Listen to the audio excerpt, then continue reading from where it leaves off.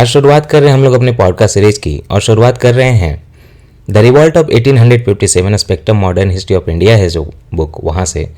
अगर आप चैप्टर जानना चाहें तो नए वाले बुक में चैप्टर नंबर 7 है, और अगर पेज नंबर जानना चाहें तो पेज नंबर 167 है। चैप्टर का नाम है द रिवॉल्ट ऑफ 1857। पहला क्वेश्चन ये उठता है कि यहीं से क्यों शुरुआत की। यहाँ से इसलिए शुरुआत की क्योंकि प्रीलिम्स जो है नज़दीक है।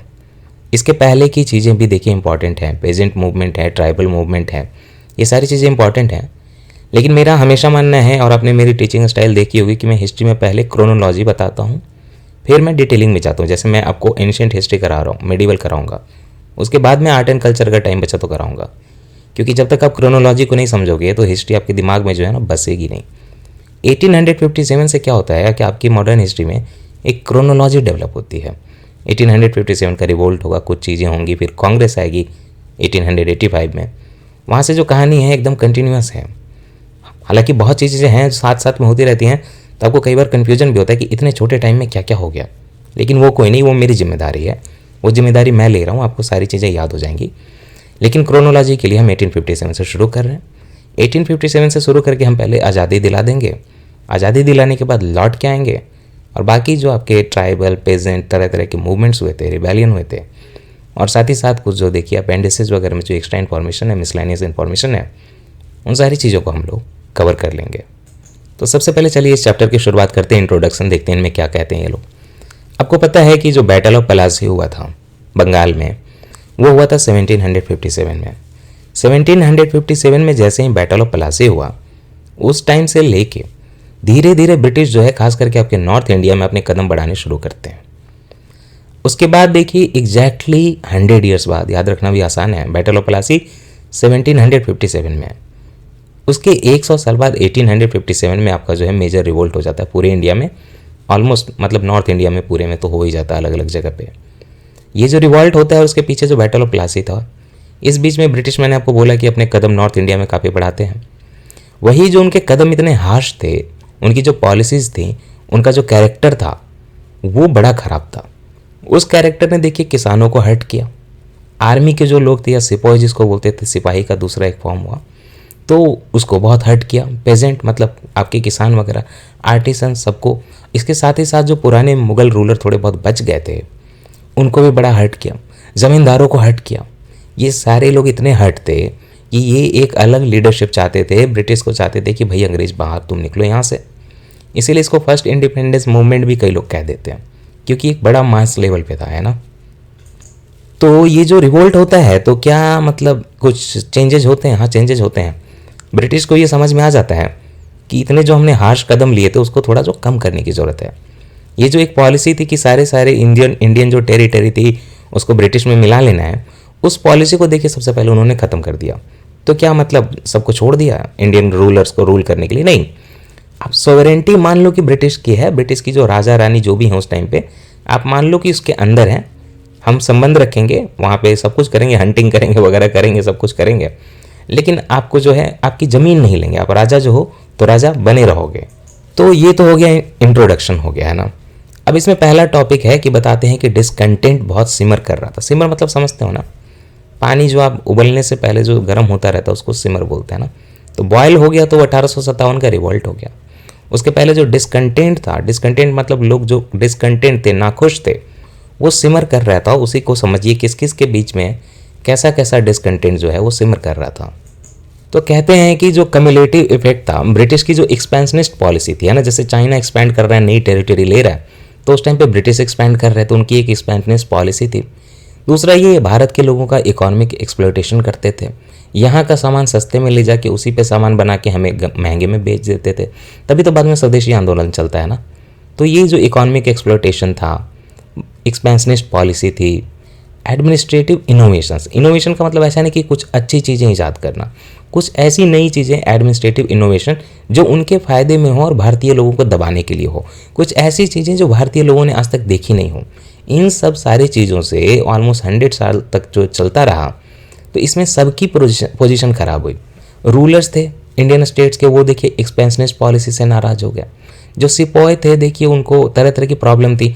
मतलब जैसे कोई भारत का सेना वाला था तो आसपास के कंट्री में जैसे अफ़गानिस्तान वगैरह में लड़ाई करने जाए तो उसको देखिए मतलब विदेश जाने का जो एक भत्ता मिलता है, अलग से कंसेशन मिलता है, अलग से पैसा मिलता है, वो नहीं देते थे। बोलते थे कि नहीं ये तो मतलब अशोक के टाइम पे इंडिया में ही था तो आपको कैसे दे दें, ऐसी बातें हैं।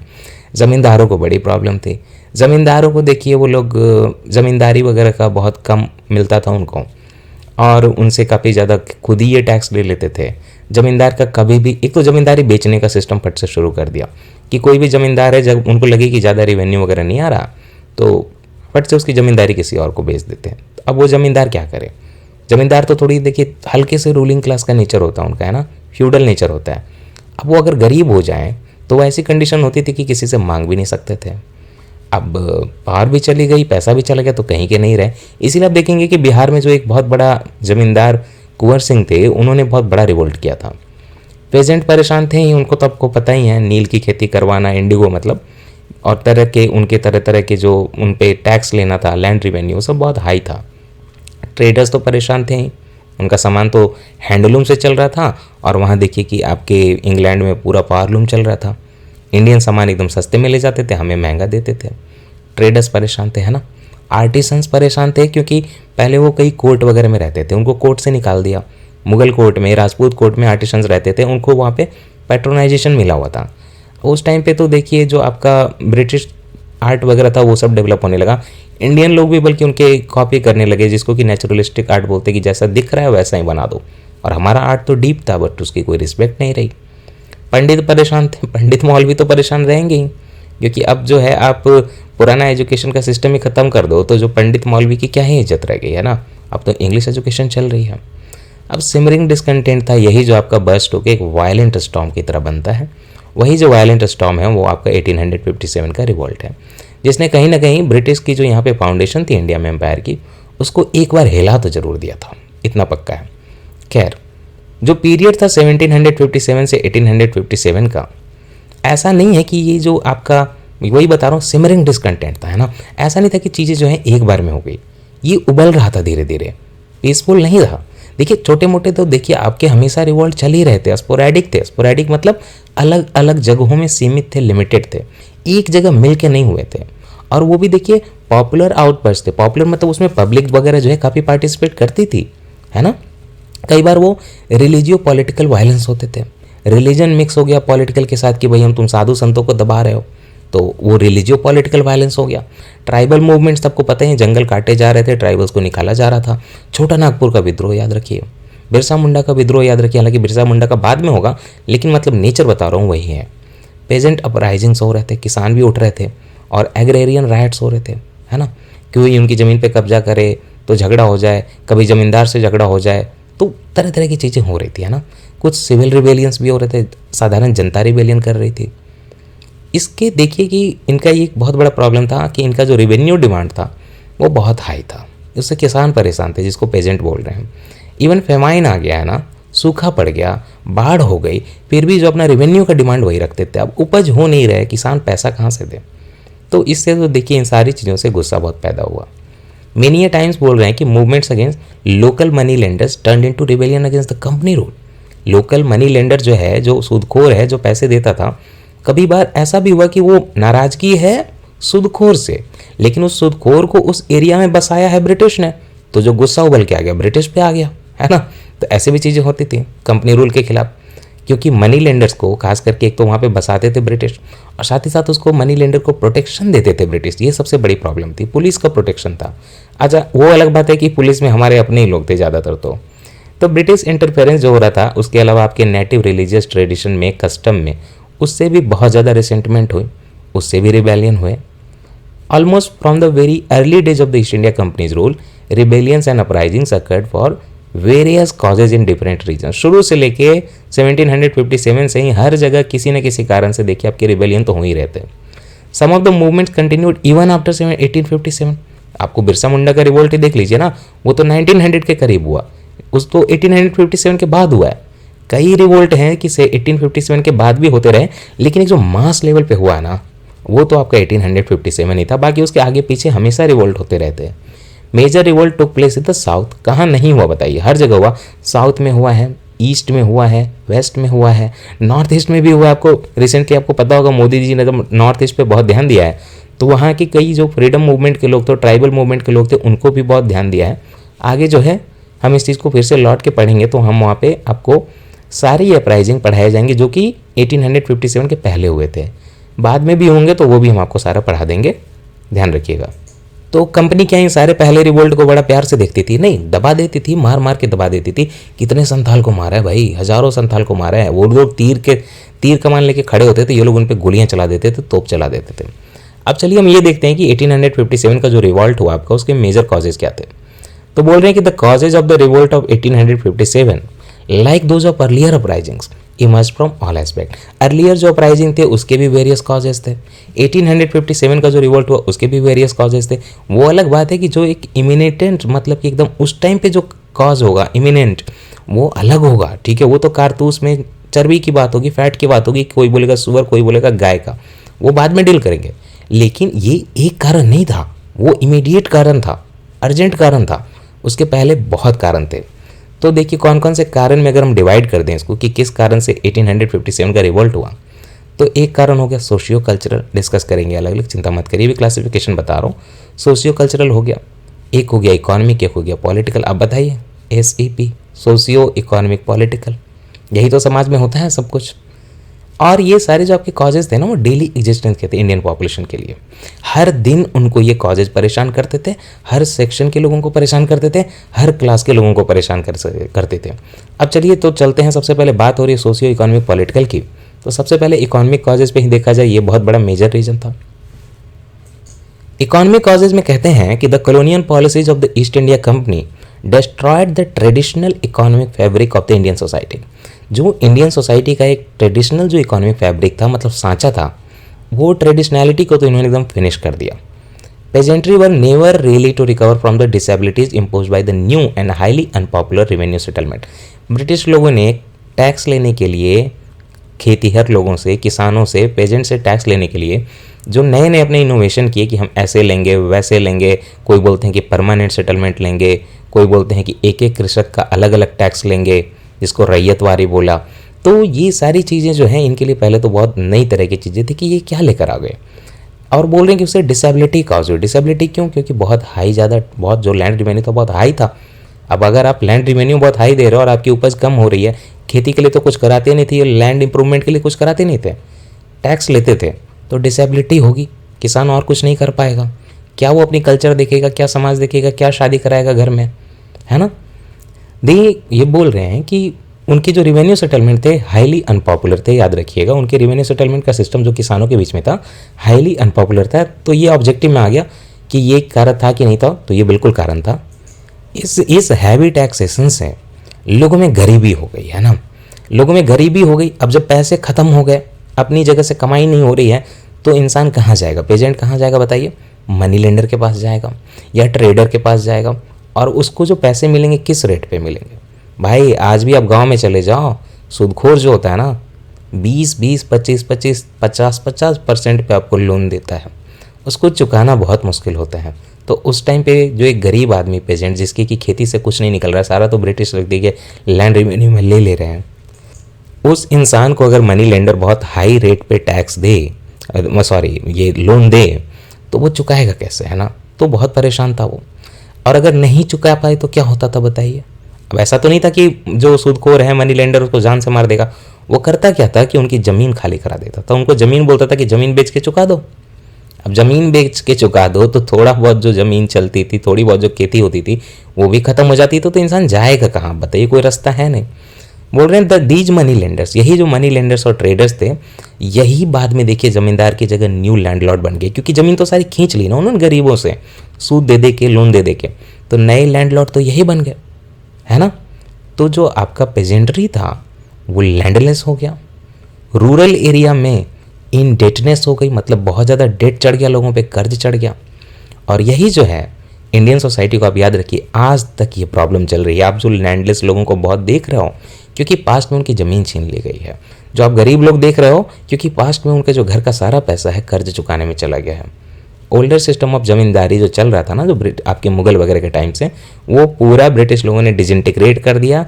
यही मनी लेंडर, यही सूदखोर लोग जो थे नए लैंडलॉर्ड बन के बैठ गए और ज़मींदारी जो है ओल्डर सिस्टम वो तो बिल्कुल चली गई, नया तरह का रेवेन्यू सेटलमेंट था। अब यहाँ पे कंफ्यूज मत होइएगा, ज़मींदार का मतलब ये नहीं था जिसके पास बहुत ज़मीन हो। ज़मींदार देखिए टैक्स कलेक्शन के लिए होता है, एक अभियुक्त नियुक्त रहता है। खैर, British rule also meant misery to the artisans and handicrafts. मैंने आपको पहले बताया कि आर्टिसंस और हैंडीक्राफ्ट करने वाले जो लोग थे उनको भी बहुत नुकसान हुआ, क्योंकि उनके जो इंडियन स्टेट्स थे इंडिया के पहले, वो सारे तो एनेक्स हो गए। तो वो सारे एनेक्स हो गए, राजा तो गरीब हो गया, पैट्रोनाइजेशन देने वाला तो गरीब हो गया, नेटिव रूलर तो गरीब हो गए, नोबल्स तो गरीब हो गए। तो आप बताइए कि उनको कौन पैट्रोनाइज करेगा, उनके आर्ट को कौन खरीदेगा, है ना। तो जब आर्ट का पैट्रोनाइज करने वाला गरीब हो गया तो craft worker, art worker, handicraft worker, artisan, ये तो सारे गरीब हो गए। इसके अलावा क्या होता है कि ये तो देखिए, चलिए इंडिविजुअल लेवल पे कुछ बेच देते, कुछ हो जाता, नहीं, राजा तो गया खरीदने वाला, इंडिविजुअल लेवल पे भी नहीं बिकता था। क्यों? क्योंकि ब्रिटिश गुड्स को प्रमोट करना था, ब्रिटिश आर्ट को प्रमोट करना था, ब्रिटिश पेंटिंग को प्रमोट करना था। तो इंडियन हैंडीक्राफ्ट जो है रिप्लेस हो गया ब्रिटिश गुड्स से। हाईली स्किल्ड जो आपके इंडियन क्राफ्ट्समैन थे ना, सारे वहाँ पे उनको आर्ट उनका बिल्कुल मतलब आता भी था ना, स्किल बहुत ज़्यादा था, तो उनको छोड़ना पड़ा और एक अल्टरनेटिव सोर्स ऑफ एम्प्लॉयमेंट देखना पड़ा। लेकिन आप बताइए कि अल्टरनेटिव सोर्स ऑफ एम्प्लॉयमेंट था कहाँ? न ट्रेड था इंडिया का बढ़िया, ना आपकी खेती थी बढ़िया, सारी चीज़ें तो ब्रिटिश ने बर्बाद कर दी। तो वो जाएगा कहाँ बताइए। मतलब मैं ये बताने की कोशिश कर रहा हूँ, लोगों के पास कोई रास्ता बचा ही नहीं था, क्योंकि आपका इंडियन हैंडक्राफ्ट मैन जो था उसको मॉडर्न इंडस्ट्रीज मिल ही नहीं रही थी। अगर वो छोड़ के चला जाए यहाँ से कि हैंडीक्राफ्ट नहीं करें, चलिए हम जो है इंडस्ट्री में काम कर लें, लेकिन इंडस्ट्री में क्या काम करें मजदूरी के अलावा? मॉडर्न इंडस्ट्री तो हमारी डेवलप हो ही नहीं रही थी। बाद में मैं आपको पढ़ाऊंगा कि शिपिंग इंडस्ट्री वगैरह भी इंडिया की नहीं डेवलपमेंट हो रही थी। यहीं पे कार्ल मार्क्स की एक व्यू सुनिए, जो कि कार्ल मार्क्स थे आपके जर्मनी के। उन्होंने 1853 में जस्ट ये रिवोल्ट के 4 साल पहले एक व्यू दिया था। उनके सारे जो व्यू होंगी मार्क्सिज्म की होंगी, कम्युनिज्म की होंगी, तो आप थोड़ा जो है उसको पिंच ऑफ सॉल्ट के साथ लीजिएगा। कहते क्या है Karl Marx? It was the British intruder who broke up the Indian handloom and destroyed the spinning wheel. ये एक तरह का सिंबलाइजेशन है कि ब्रिटिश घुसा और इंडियन जो हैंडलूम था उसको तोड़ दिया। अब ये इंडियन हैंडलूम एक्चुअली टूट गया, ठीक है, धीरे धीरे टूट गया क्योंकि आपके आर्टिसन ने यहाँ पे काम करना, हैंडलूम बनाना छोड़ दिया, क्योंकि बाहर से जो आ रहा था प्रोडक्ट वो स्पिनिंग व्हील का आ रहा था, हाँ वो था पावरलूम का, और इंडिया का था हैंडलूम। तो कैसे टक्कर देते हैं हम लोग, है ना। और बाहर से हमारा मैनचेस्टर का क्लॉथ आ रहा, हम उसको पहन रहे हैं बढ़िया, और वही हमारा ही कॉटन था, वो वहाँ पे जाके मैनचेस्टर से हमारे पास एक्सपोर्ट हो रहा था। तो वही सिंबलाइजेशन है कि इंडियन हैंडलूम को तो उन्होंने तोड़ दिया, है ना, स्पिनिंग व्हील को तोड़ दिया। और England began with depriving the Indian cottons with the market, with from the European market. हमारा जो कॉटन जाता था यूरोपियन मार्केट में, उसको एकदम बंद कर दिया, उस पर बहुत ज़्यादा टैरिफ लगा दिया कि यहाँ घुस ही नहीं पाता था, बिकता ही नहीं था हमारा कॉटन वहाँ पे। और बाद में क्या किया कि ट्विस्ट करके क्या बोलते हैं कि it then introduce twist into Hindustan and in the end inundated the very mother country of the cotton with cottons. What does that mean? कि हमारा कॉटन जो मदर कंट्री थी हमारी कॉटन की, आपको पता है ना, इंडस वैली सिविलाइजेशन में मैंने आपको पढ़ा था, तो वहाँ से ही कॉटन मिलता है। इंडिया में कॉटन के सबसे पुराने मिलते हैं, सिल्क जो है सबसे पुराना आपके चाइना में, ठीक है। तो हमारा ही कॉटन हमारी कंट्री से ख़त्म करके बाद में हमारे ही कॉटन से हमें ही फ्लड कर दिया नए नए कपड़े बना के। चलिए नेक्स्ट चलते हैं, Indian trade and mercantile class. Mercantile class क्या होता है? एक तो देखिए ट्रेड करने वाला क्लास हुआ नॉर्मल, उसमें एक मर्केंटाइल क्लास क्या होता है कि एक जगह से सामान उठा के दूसरी जगह जाके बेच दे। मतलब मैं यहाँ से जो एक बुक उठाऊँ स्पेक्ट्रम की 200 रुपये की, और आपको जो जाके मैं वहाँ पे बेच दूँ 500 रुपये में, तो मैंने कुछ वैल्यू ऐड नहीं किया, बस वो जो ट्रांसपोर्ट की आपसे पैसे ले लिए, तो ये होता है मर्केंटाइल क्लास। तो Indian trade and mercantile class was deliberately crippled by the British. क्यों? क्योंकि उन्होंने बहुत हाई टैरिफ इम्पोज कर दिया, हाई टैरिफ ड्यूटी इम्पोज कर दिया इंडियन मेड गुड्स पे। तो हम चाहते थे कि इंडिया से उठा के कुछ सामान ब्रिटेन में बेचें, कहीं जाएं भी, लेकिन जैसे ही सामान बाहर जाता था ब्रिटेन में घुसता था, उस पर बहुत हाई टैरिफ ली जाती थी, टैक्स ले दिए जाते थे। आज भी हम लोग टैरिफ लगाते हैं ना, कि बाहर का सामान अगर बहुत सस्ता आ रहा है तो थोड़ा महंगा हो जाए ना। हालांकि टैरिफ जो है गलत लगाना, ये WTO से मना है, लेकिन उस टाइम पे कौन सा WTO था बताइए। तो हमारा सस्ता सामान जब ब्रिटेन पहुंचता तो हाई टैरिफ के कारण, ड्यूटी के कारण बहुत महंगा हो जाता था। एट द सेम टाइम जो इंपोर्ट होता था ब्रिटिश से, उस पर कोई टैरिफ नहीं लगाए या बहुत लो लगाए। तो वहाँ मान लीजिए कि 5 रुपये का भी सामान बना तो इंडिया में जाता जाता आते समय 6 रुपये का हुआ, और हमारा 5 रुपये का सामान ब्रिटेन में जाए तो वहाँ 15 रुपये का हो जाए। तो ये बड़ा जो था मतलब डिस्क्रिमिनेशन था। इससे क्या होता है कि बाहर का सामान इंडिया में आने लगा सस्ते में, है ना। फिर क्या होता है, बाय मिड 19th सेंचुरी की मिड मतलब 1850 के आसपास exports of cotton and silk textiles from India practically zero हो गया। इंडिया से जो कॉटन और सिल्क बहुत पुराने टाइम से एक्सपोर्ट होता रहा था, प्रैक्टिकली हाई टैरिफ के कारण ऑलमोस्ट ज़ीरो हो गया। याद रखिएगा, ये जो कहने को ट्रेड था, फ्री ट्रेड था, लेकिन वन साइडेड था। फ्री ट्रेड था, वन साइडेड था, एक साइड से पूरा फ्री, दूसरे साइड से बिल्कुल क्लोज, है ना। And refusal to impose protective duties against machine made goods from British simply killed Indian manufacture. मतलब एक प्रोटेक्टिव मेजर भी तो लगाना चाहिए था ना, ड्यूटी लगानी चाहिए थी, क्योंकि उनका जो प्रोडक्ट था वो मशीन मेड था, हमारा तो यार हाथों का बना हुआ था। फिर भी देखिए हमारे प्रोडक्ट को उन्होंने प्रोटेक्ट नहीं किया। अब चलिए ज़मींदार की बात करते हैं। ज़मींदार आपको पहले ही बताया कि ट्रेडिशनली एक लैंडेड एरिस्टोक्रेसी थी। मैंने बोला कि पहले की नहीं, बहुत ज़मीन होती, बहुत ज़मीन नहीं, ठीक है, उनका काम टैक्स वसूलना ही था, लेकिन फिर भी ज़मीन होती थी, ठीक है, दोनों बातों में कोई विरोधाभास नहीं है। जो ड्यूटी है ज़मींदार की वो टैक्स वसूलना था। जैसे जमी अमीर हैं, एरिस्टोक्रेसी हैं, लैंडेड हैं, ये सब बात सही है। तो उनके क्या हुआ कि ब्रिटिश लोग उनके लैंड के जो राइट्स से कई बार छीन लेते थे, है ना। और जो आज आपको मैंने रिट पढ़ाए थे, को वारंटो, वो रिट जो है उन पे लगा देते थे। को वारंटो क्या होता है, मतलब आपके पास क्या अधिकार है इस ऑफिस में रहने का। तो उनको बोलते थे ये मुगल टाइम से तुम जमींदार बन के बैठे हो, तुम्हारे पास क्या अधिकार है कि तुम इन लोगों से टैक्स वसूलो, तुम्हारे पास क्या अधिकार है कि तुम इस लैंड पे रहो। तो को वारंटो लगा देते थे एडमिनिस्ट्रेशन से और उनकी ज़मीन जो है छीन लेते थे, है ना। इससे क्या होता है कि जो उनका स्टेटस था गांव में ज़मींदारों का गिर गया। खास करके आप देखेंगे अवध को, जो उत्तर प्रदेश का एरिया है, तो वहाँ पे रिवोल्ट का सेंटर इसलिए बना क्योंकि वहाँ पे ऑलमोस्ट 21,000 ताल्लुकदार जो थे, उनका जो स्टेट है, स्टेट मतलब जो लैंड होता है ना, लैंड एरिया जो उनके हाथ में था, 21,000 ताल्लुकदार जो थे अवध के, उनके स्टेट को देखिए कॉन्फिस्केट कर लिया गया था, छीन लिया गया था। और सडनली मतलब ज़मीन चली गई, पैरों तले ज़मीन खिसक गई, तो वो देखिए उनका सोर्स ऑफ इनकम तो ज़ीरो हो गया। अब वो ऐसी कंडीशन हो गई कि इनकम ज़ीरो है, ठीक है, unable to work, ashamed to beg, क्योंकि ज़मींदारी तो चली गई ताल्लुकदार की, ताल्लुकदार के पास ज़मीन तो रही ही नहीं, तो काम करने के लिए कुछ था नहीं, और वो भीख मांग नहीं सकता था क्योंकि वो पहले तो वो एरिस्टोक्रेट रहा है, फ्यूडल रहा है, तो क्या होगा, बहुत हालत ख़राब हो जाएगी। तो वही बोल रहे हैं, unable to work, ashamed to beg, condemn to penury. Penury मतलब एकदम खराब कंडीशन। दीज डिस्पजेस्ड ताल्लुकदार, डिस्पजेशन कहाँ से, उनके ज़मीन से हटा दिया ना, तो these डिस्पजेस्ड Talukdar seized the opportunity.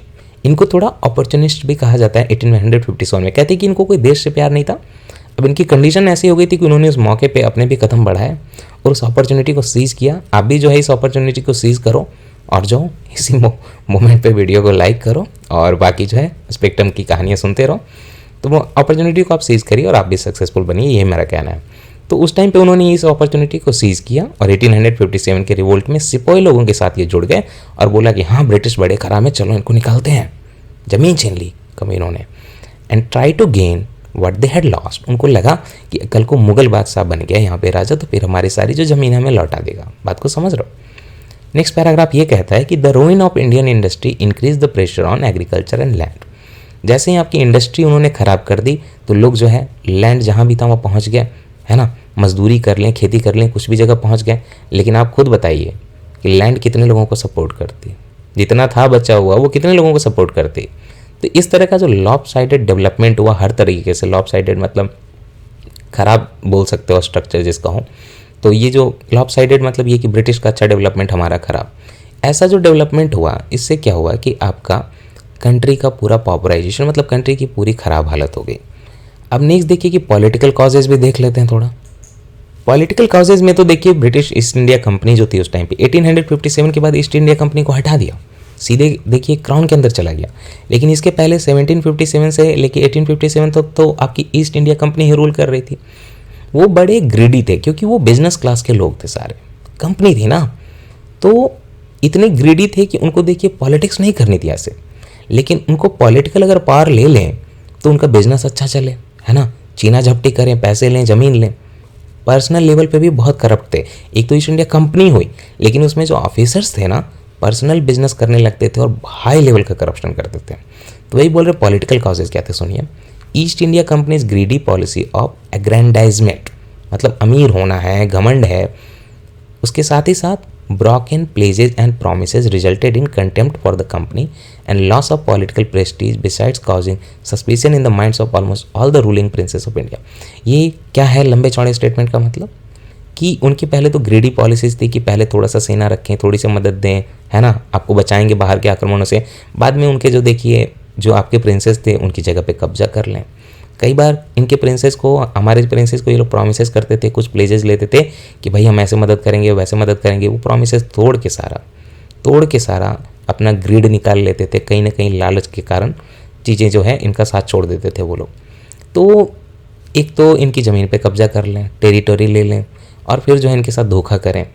तो साथ ही साथ आपके जो प्रिंसेस थे, आपके जो इंडियन रूलर्स थे, उनकी पॉलिटिकल प्रेस्टीज गिरने लगी। जनता देखने लगी कि ये गोरों के सामने तो हमारे राजा जी की कोई मतलब इज्जत ही नहीं है ना। तो हमेशा जो हमारे राजा वगैरह थे उनके मन में एक सस्पिशन रहता था ना, एक शंका रहती थी कि ये जो अंग्रेज है मेरे साथ क्या करेगा, है ना। तो कौन कौन सी पॉलिसीज़ थी आप खुद ही बताइए, यहाँ पे जानते होंगे, जिससे ब्रिटिश लोगों ने इंडियन प्रिंसेस को, यहाँ के रूलर्स को परेशान किया। देखिए इफ़ेक्टिव कंट्रोल, है ना, इफेक्टिव कंट्रोल की पॉलिसी, ये अलग से पहले पढ़ाया गया है, फिर से पढ़ा दूंगा। सब्सिडियरी अलायंस, है ना, कि तुम हमारे सब्सिडियरी बन के रहो, हम तुम्हें बचाएंगे। डॉक्ट्राइन ऑफ लैप्स, इसमें क्या होता था कि मतलब किसी का अपना बेटा ना हो तो बोलते थे कि अब जो है अगर अपना अब बेटा नहीं हो तो प्रिंस नहीं बनेगा, राजा नहीं बनेगा, हम जो है आपकी पूरी जो है किंगडम की ज़मीन जो है छीन लेंगे। झांसी की रानी ने इसीलिए तो विद्रोह किया था क्योंकि उनका जो बेटा था वो अडॉप्टेड सन था, अपना नहीं था। तो बोलते हैं कि नहीं, अब आपका लैप्स हो गया, अब आपका ख़त्म, आप रानी नहीं रहेंगे इसके बाद, और आपका कोई राजा नहीं रहेगा। गजब बात है भाई, उनकी मर्जी, वो किसी को बनाए।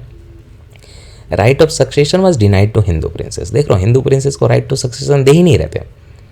द मुगल्स वेर हम्बल्ड, खास करके मुगल पे फोकस करें कि मुगल को सबसे ज़्यादा झटका कब लगा कि प्रिंस फखरुद्दीन की डेथ हो जाती है 1856 में, है ना।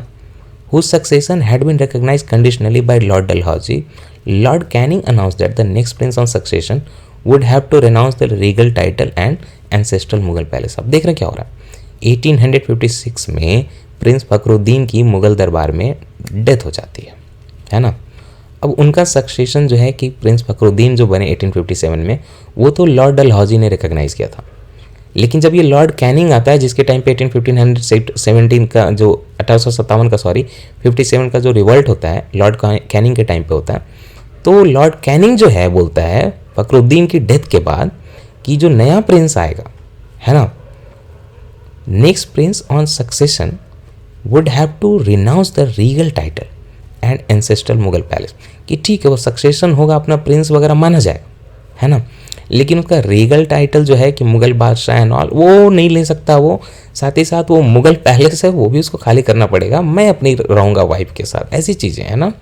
In addition to the renunciation agreed upon by prince, इसके फखरुद्दीन, देखिए मतलब प्रिंस फखरुद्दीन ने 1857 में जिसकी डेथ हुई उसने भी पहले कई रिनेंशिएशन कर दिए थे कि चलो ये नहीं अधिकार है मेरा, वो अधिकार नहीं है। लेकिन जब ये कैनिंग आता है तो कैनिंग बोलता है कि प्रिंस फखरुद्दीन के नीचे जो बनेगा, सक्सेशन करेगा, वो पहले तो पैलेस को खाली करके कहीं और रहे, और दूसरा जो ये मुगल बादशाह वगैरह का टाइटल ले रहा है ये सब हम नहीं देने वाले हैं। बताइए, कोलैप्स ऑफ रूलर्स हो गया, कोलैप्स ऑफ रूलर्स का कोलैप्स हो गया। एर्स्टवाइल एरिस्टोक्रेसी मतलब जमींदार, उसका कोलैप्स हो गया। Also adversely affected this sections of Indian society which derived their sustenance from cultural and religion pursuits. दो सेक्शन बोल रहे हैं, ओके। कोई भी ऐसा सेक्शन जो आपके पुराने रूलर्स और पुराने जो एरिस्टोक्रेसी थी उससे अपना सस्टेनेंस लेता था, जैसे कि मान लीजिए कोई पंडित हो गया, मौलवी हो गया, तो उसको तो राजा वगैरह ही पैसे देते थे ना, एरिस्टोक्रेसी ही पैसे देती थी। इसके अलावा मान लीजिए कि कोई शादी ब्याह कराने वाला है ना, कोई आर्टिसन है, वो उन पर डिपेंडेंट था क्योंकि उनको पैट्रोनाइजेशन मिलता था रूलर से, एरिस्टोक्रेसी से, तो उसका भी सस्टेनेंस चला गया, है ना। और उसके जो आपके कल्चरल और रिलीजियस परस्यूट से वो भी ख़त्म हो गए। अब नेक्स्ट चलिए देख लीजिए एडमिनिस्ट्रेटिव कॉजेज़ क्या थे। एडमिनिस्ट्रेशन और पॉलिटिकल कॉज थोड़ा अलग है। पॉलिटिकल में जो देखिए आप किंग का कब्जा कर लो ज़मीन, वो अलग बात है। एडमिनिस्ट्रेटिव मशीनरी मतलब गवर्नेंस जो करते थे उसमें भी प्रॉब्लम थी। मैंने आपको पहले बताया कि कंपनी के एडमिनिस्ट्रेशन में हद से ज़्यादा करप्शन था। खास करके पुलिस में तो मान लीजिए कि हद से ज़्यादा करप्शन था। पुलिस जो है पैसे देने पे ब्रिटिश लोगों के कई लोगों को बिना गलती के गिरफ्तार कर ले। पैसे दे दो, घूस दे दो थोड़ा, तो वो आपको गिरफ्तार ना करे गलती होने के बावजूद भी। तो पुलिस बहुत करप्ट थी। कंपनी के जो ऑफिशियल्स थे, है ना, पेटी ऑफिशियल बोले, गंदे ऑफिशियल, कंपनी के जो ऑफिशियल्स थे वो भी बहुत करप्ट थे। और बाकी जो जुडिशियरी थी, तो उसमें जो लोअर लॉ कोर्ट थे, जो नीचे वाले कोर्ट थे, वहाँ भी बहुत करप्शन था। वो तो शायद आज भी है। These things were the major causes of discontent. Administrative causes में ये मेजर कॉजेज थे कि कंपनी के official corrupt, police corrupt, judiciary corrupt, तो जनता जाए कहाँ, है ना। और कई हिस्टोरियन का ये मानना है कि जो रैम्पेंट करप्शन आपका उस टाइम पे शुरू हुआ था ना, वही लेगेसी बनी कि इंडिया में आज भी इतना ज़्यादा करप्शन है, क्योंकि आपकी शुरुआत ही हुई है गवर्नेंस की करप्शन से। Also the character of British rule imparted a foreign and alien look. इनका जो एडमिनिस्ट्रेशन था बिल्कुल नई तरह के तरीके थे, नए इनोवेशन थे। इंडियन लोग बोलते थे कि यार मतलब फील नहीं आती, जैसे मैं इंग्लिश में पढ़ाना शुरू कर दूँ तो मुझे फील नहीं आएगी, है ना। यही उनको फील नहीं आती थी कि ये गोरे लोग कौन से एडमिनिस्ट्रेशन लगा के चलते हैं, है ना। एलियन लुक देते थे कि ये अजनबी है ये। तो एक तरह से एब्सेंटी सॉवरेंटी थी। सॉवरेंटी थी कि ब्रिटिश के अंदर थे, लेकिन एब्सेंटी थी, वो रिलेट नहीं कर पाते थे। समझ रहे हो, रिलेट नहीं कर पाते थे। ठीक है, आज के लेक्चर में इतना ही। अगले लेक्चर में मिलेंगे तो हम लोग सोशियो रिलीजियस कॉजेज से शुरुआत करेंगे।